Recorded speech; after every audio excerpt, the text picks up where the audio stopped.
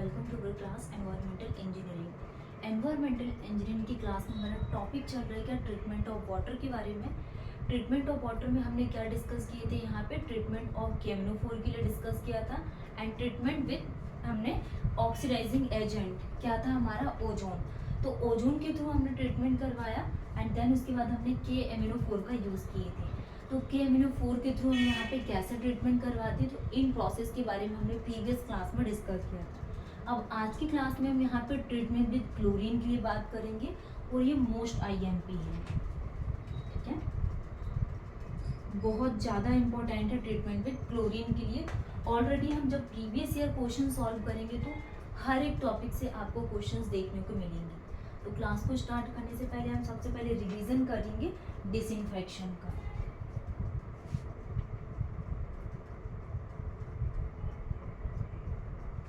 Disinfection तो हमने क्या डिस्कस किए थे, डिसइंफेक्शन हमारा टॉपिक था एंड डिसइंफेक्शन में हमने सबसे फर्स्ट नंबर पे डेफिनेशंस क्या समझे थे कि removal of disease causing microorganisms is called the डिसइंफेक्शंस।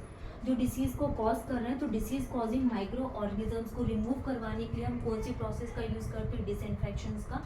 And water में जो भी माइक्रो ऑर्गेनिजम्स ग्रो कर रहे हैं तो उन माइक्रो ऑर्गेनिजम्स को रिमूव करवाने के लिए जो प्रोसेस यूज़ की जाती है उसको स्टेरिलाइजेशन बोला जाता है।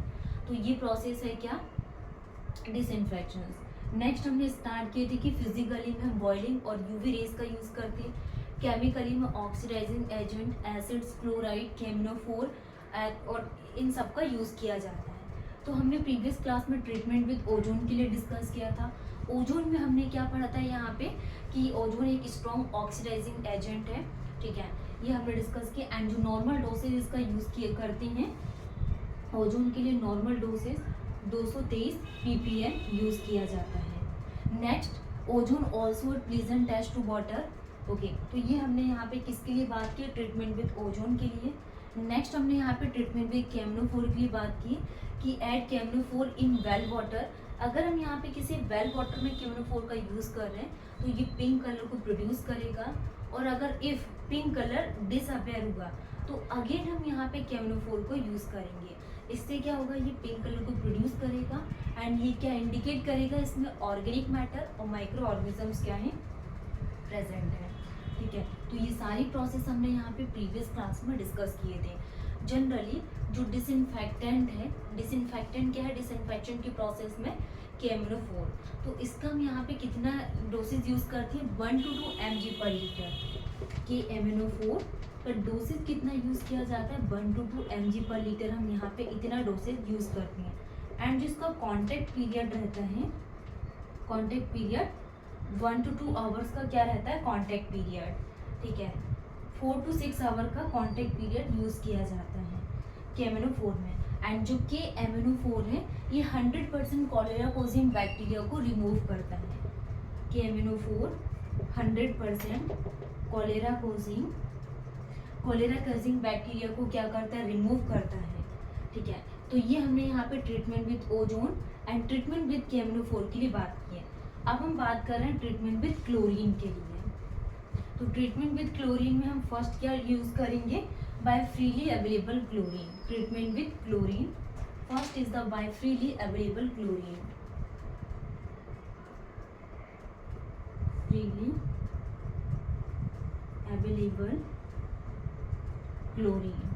तो फ्रीली अवेलेबल क्लोरीन में हम यहाँ पे कैसे इन प्रोसेस का यूज़ करेंगे, ट्रीटमेंट विद क्लोरीन में फर्स्ट फ्रीली अवेलेबल क्लोरीन में फर्स्ट हम यहाँ पे यूज़ करेंगे क्लोराइड का।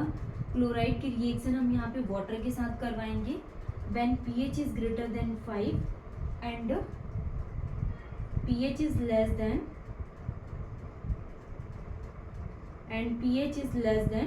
pH is greater than 5 and pH is less than 5।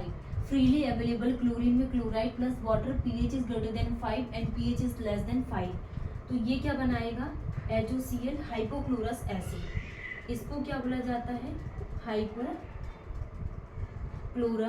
Acid इसको बोला जाता है, हाइपोक्लोरस एसिड इसको बोला जाता है। क्लोराइड प्लस वाटर की रिएक्शन करवाएंगे और आपको ध्यान रखना है pH is greater than 5 and pH is less than 5।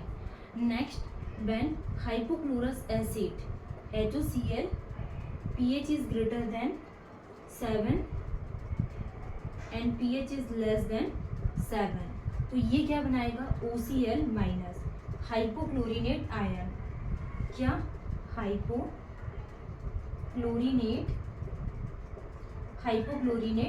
Ion. When hypochlorous acid pH is greater than 7, pH is less than 7, hypochlorinate ion. ठीक है, ये सारी प्रोसेस आपको ध्यान रखना है। नेक्स्ट इम्पोर्टेंट पॉइंट हम लिखेंगे कि व्हेन हाइपोक्लोरस एसिड और hypochlorinate ion are known form freely available chlorine, इसको किस फॉर्म में जाना जाता है, फ्रीली अवेलेबल क्लोरीन के फॉर्म में, फ्रीली अवेलेबल क्लोरीन के फॉर्म में इसको क्या है जाना जाता है, which are responsible for disinfection of water. और ये किसके लिए रिस्पॉन्सिबल है, डिसइंफेक्शन ऑफ वाटर के लिए, responsible for disinfection of water के लिए रिस्पॉन्सिबल है, disinfection of water. When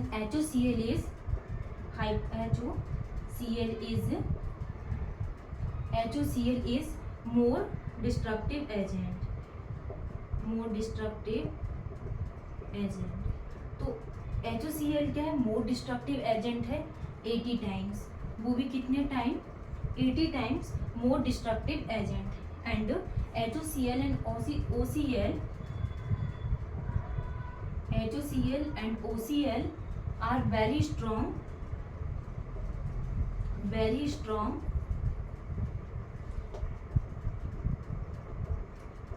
strong oxidising agent है। ठीक है, तो ये हमने यहाँ पे क्या किसके लिए डिस्कस किए, hypochlorous acid and hypochlorinate ion are very strong oxidising agent. तो फर्स्ट हमने डिस्कस किया फ्रीली अवेलेबल क्लोरीन में when chloride plus water pH is greater than 5 less than 5, hypochlorous acid बहुत इंपॉर्टेंट है, when hypochlorous acid pH is greater than 7 and less than 7, hypochlorinate ion. और आपको ये point ध्यान रखना है कि hypochlorous acid is 80 times stronger than हाइपोक्लोरिनेट ion. तो हाइपोक्लोरिनेट आयन की कंपैरिजन में जो हाइपोक्लोरस एसिड है ये मोर स्ट्रॉन्गर है। नेक्स्ट हम डिस्कस करेंगे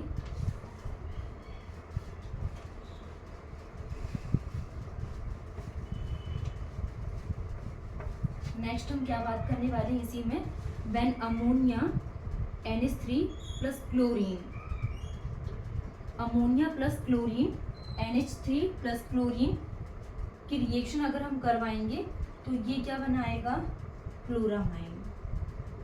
ये क्या बनाएगा, NH3 प्लस क्लोरीन की अगर हम अमोनिया की रिएक्शन क्लोरीन के साथ करवा रहे हैं तो ये क्लोरामाइन बनाता है।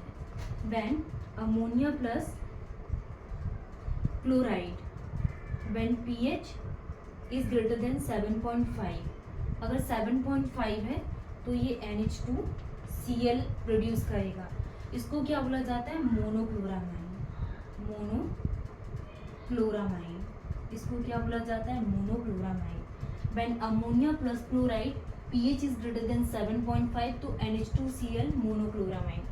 ठीक है, नेक्स्ट NH2Cl प्लस क्लोराइड अगर pH 5 to 7 के बीच में प्रेजेंट है, pH 5 to 7 के बीच में है तो ये क्या बनाया जाए, NHCl2, इसको क्या बोला जाता है, डाइक्लोरामाइन, डाइक्लोरामाइन इसको बोला जाता है। NHCl2 is the dichloramine. Next NHCl2 plus chloride की रिएक्शन अगर हम when pH is less than 4.4 के रिस्पेक्ट में करवाएंगे तो ये NCl3 प्रोड्यूस करेगा, जिसको ट्राइक्लोरामाइन बोला जाता है, जिसको क्या बोला जाता है, ट्राइक्लोरामाइन बोला जाता है। तो ये सारे ही पॉइंट्स आपको ध्यान रखना है। जिसे सबसे फर्स्ट नंबर पे हमने फ्रीली अवेलेबल क्लोरीन को स्टार्ट किए थे।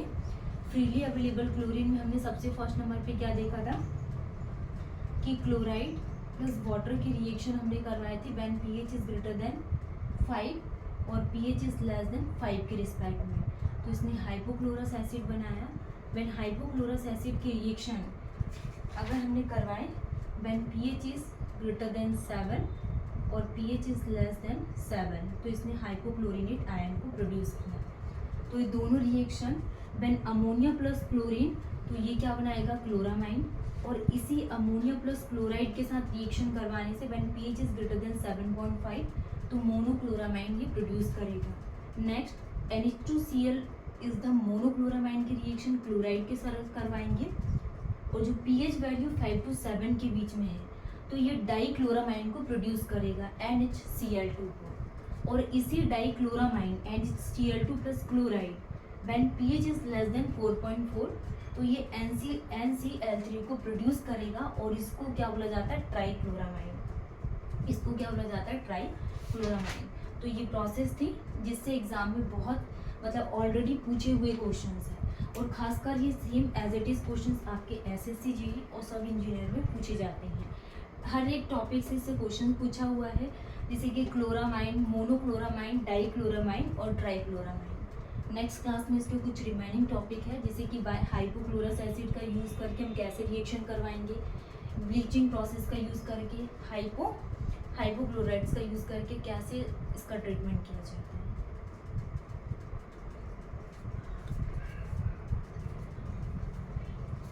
तो आज की क्लास को हम यहीं पे स्टॉप करते हैं।